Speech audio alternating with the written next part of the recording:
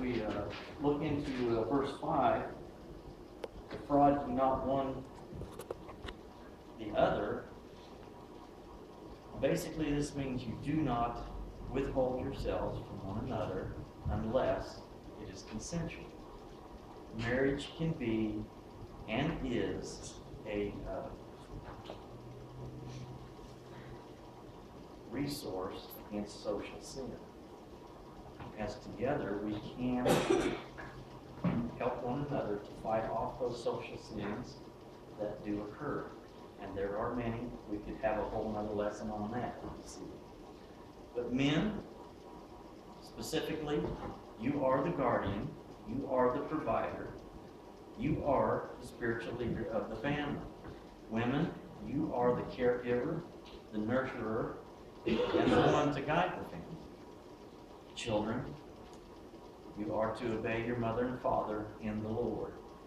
You have many challenges ahead of you, and when you decide, and I'm speaking specifically to the children now, those, and I hope, because this was advice given to me back over 30 years ago, I don't know how far back. When you decide to get married, there are a few things that you need to do, and you need to do your due diligence before you get married. The first thing that I would tell you to do, make sure your spouse is eligible to be scripturally married. This can save a lot of heartache down the road. The second thing I would tell you is discuss your plans for a family, how many children you want, what kind of schooling they should have, where you want to live. But I would say this in that effect, plans do change, and they do change midstream. I do know some couples that plan to have 2 children now have 5. Those things happen. But you do have to start with a plan.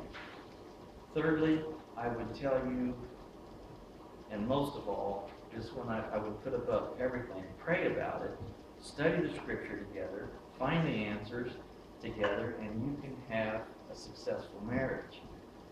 I would tell you on another note, I do remember the parents are the examples towards the children.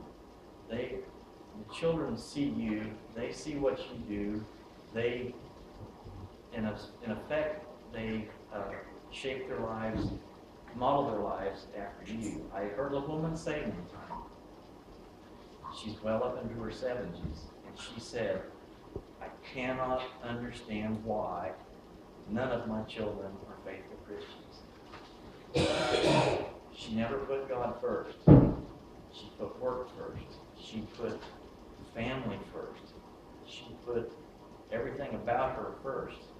And then she cannot understand why her children are not faithful Christians today, because they don't have God first either.